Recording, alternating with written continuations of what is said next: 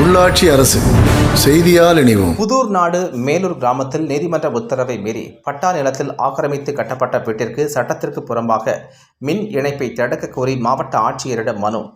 திருப்பத்தூர் மாவட்டம் புதூர் நாடு அஞ்சல் மேலூர் கிராமத்தைச் சேர்ந்தவர் பழனி. இவருக்கு பாத்தியப்பட்ட நிலம் கிராமம் சர்வே எண் 31 3.4 சென்ட் நிலமும், மேலும் பட்டா எண் 12 0.85 சென்ட் நிலம் மற்றும் வெவ்வேறு கிராம சர்வே எண்களில் 0.7, 0.11.5, 1.10.5 சென்ட் நிலம் பழனி என்பவருக்கு சொந்த சுவாதீனத்தில் இருந்து வருகிறது.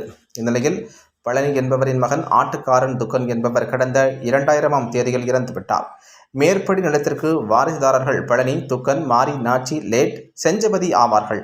இந்நிலையில் அதே பகுதியைச் சேர்ந்த அருணாச்சலம் என்பவர் அவருடைய மனைவி அலமேலு பெயரில் போலி ஆவணம் மூலம் நிலத்தை ஆக்கிரமித்து சட்டத்திற்கு புறம்பாக மின் இணைப்பு பெறுவதாக சென்னை உயர்நீதிமன்றத்தில் வழக்கு தொடர்ந்தனர்.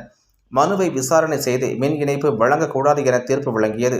அருணாச்சலம் என்பவர் போலி ஆவணம் மூலம் அவருடைய மனைவி அலமேலு. சார், நான் ஜவாதி மலை புதூர் நாடு மேலூர் கிராமம். என்னுடைய பேர் பழனி. என்னோடய சொத்து விஷயமா என்னோட ஏமாற்றி ஊர் கவுண்டரு பொய்யான ஒரு டாக்குமெண்ட்டை ரெடி பண்ணி என்னோடய பட்டா சொத்து மூதியா காலத்து சொத்து ஏமாற்றி ஒரு போலி டாக்குமெண்ட்டை தயார் பண்ணி ஒரு மீட்டுக்கு சர்வீஸ் வாங்கிறதுக்கு விஓவால் கூட சேர்ந்து அந்த கரண்ட்டுக்கு சம்மந்தப்பட்ட ஆளுங்களாம் சேர்ந்து மீட்டர் தயார் பண்ணியிருக்காரு. அதை கொடுக்கூடாதுன்னு ரத்து பண்ணுறாங்க.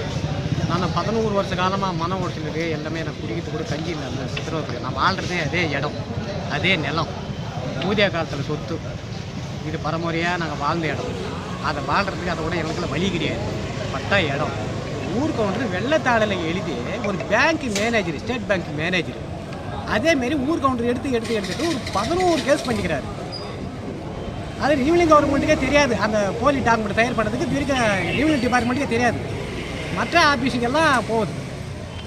நான் எப்படி பொழிக்கிட்டோம்? எனக்கு வாழ்கிறதுக்கே வழி இல்லை.